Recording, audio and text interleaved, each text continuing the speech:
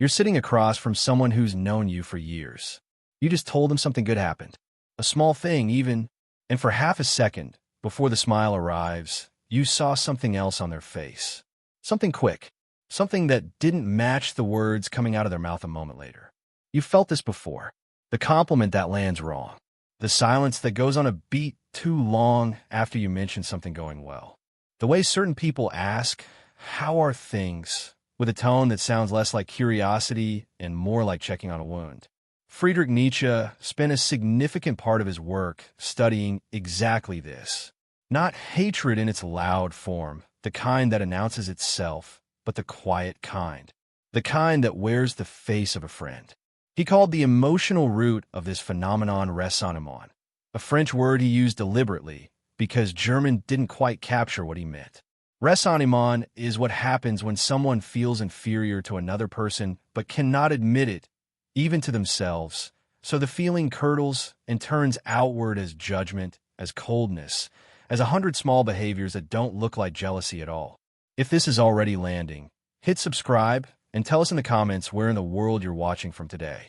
Jealousy rarely looks like jealousy. Nobody walks up to you and says, "I envy you." Instead, it disguises itself as feedback, as concern, as distance that appears for no reason you can name. Nietzsche understood that the people most uncomfortable with your life are often the ones standing closest to it. Today we're going to walk through 5 signs that someone in your life is secretly jealous of you, what each one reveals about their inner world, and what Nietzsche would tell you to do about it. Some of these signs are easy to spot. By the end, the last one will be harder to hear, because it might ask you to look at how you've been responding to all of this. The first sign is simple, and most people have lived it without naming it. They go quiet when things go well for you. Think about the people in your life. When something difficult happens to you, some of them lean in. They ask questions. They offer help even badly. But when something good happens, when you get the job, the relationship, the recognition, that same person goes quiet. The conversation moves on quickly. There's no follow-up question. It's as if the good news landed somewhere and just sat there unacknowledged, while everyone waited for someone to change the subject. Nietzsche wrote about how some people experience the success of others as a kind of accusation. Not because anyone accused them of anything. Your achievement simply exists, and its existence becomes evidence, in their mind, of what they have not done. A person secure in themselves can hold 2 things at once. Happiness for you, and whatever they're working through privately. A person operating from ressentiment cannot hold both. Your good news arrives, and it has nowhere to go except into a small, private accounting of everything they haven't accomplished. So they go quiet. Not out of malice, exactly. Out of self-protection. The second sign is louder, but it hides behind something that sounds almost virtuous. They become your most enthusiastic critic, always with your best interest in mind. You'll recognize this one. It's the friend who, whenever you're excited about something, finds the flaw in it within seconds. Not cruelly, gently, caringly even. "I just don't want you to get hurt. I'm only saying this because I care about you. Have you thought about what could go wrong?"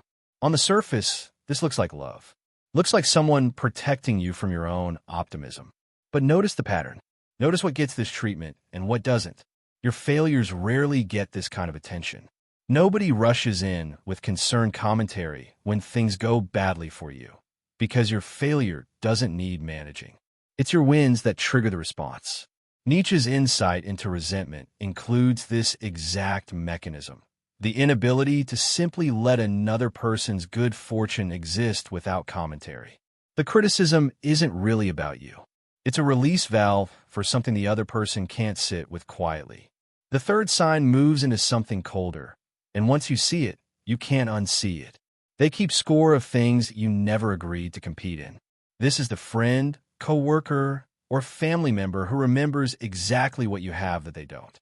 The promotion you got 2 years ago somehow comes up again in a slightly different context, framed as a joke. Your relationship gets compared to theirs unprompted. Your choices get measured against their choices out loud, as though there's a tally being kept that only one of you knew about. What's strange about this sign is that you never entered this competition. You weren't trying to win anything. But somewhere in someone else's mind, your life became the measuring stick for their own. Nietzsche described how the person consumed by resentment cannot simply live their life on its own terms. Their sense of self becomes tied to a comparison, and once that happens, your existence stops being neutral to them. Every choice you make either confirms their fear or feeds it. If this video is giving you something to think about, subscribe and turn on notifications. It helps us keep making content like this. The fourth sign is quieter than the first three and harder to catch because it doesn't show up in what someone says. It shows up in what they withhold. You'll notice it most clearly around the people who used to be close to you. There's a specific kind of distance that opens up, not from conflict, not from any single event you can point to, but from a slow withdrawal of warmth. They stop reaching out first. They stop asking follow-up questions about your life. Conversations that used to feel easy now feel like work, like you're the one carrying them. Here's what makes this sign different from the others. It often arrives right after you've grown in some way. You changed jobs. You started taking better care of yourself. You finally left a situation you've been stuck in for years. And instead of that growth bringing people closer, it pushed certain people further away. Nietzsche's idea of resentment includes a particular kind of comfort that some relationships are built on. Two people who are both stuck, both unhappy in similar ways, often form a bond around that shared condition. It's not spoken. It's not even conscious, but it's real. And when one person stops being stuck, the bond changes shape because the unspoken agreement was never just "I like spending time with you." It was closer to "we're the same kind of unhappy."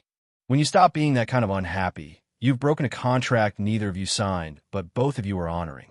The withdrawal that follows isn't really about you leaving them behind. It's about them no longer recognizing the terms of the relationship. The fifth sign is the one most people will resist hearing because it doesn't point outward. It points back. Here it is. You've started shrinking yourself around certain people, and you've been calling it kindness. Think about this honestly. Are there people in your life around whom you instinctively downplay things? You don't mention the good news, or you mention it quickly and change the subject. You don't talk about your plans, your progress, the thing you're proud of, because some part of you already knows how it will land. You've learned, without ever deciding to learn it, to make yourself smaller in their presence. And you've probably told yourself this is consideration. You're being sensitive to their feelings. You're not rubbing anything in their face. That sounds reasonable. It even sounds like the kind of thing a thoughtful person would do.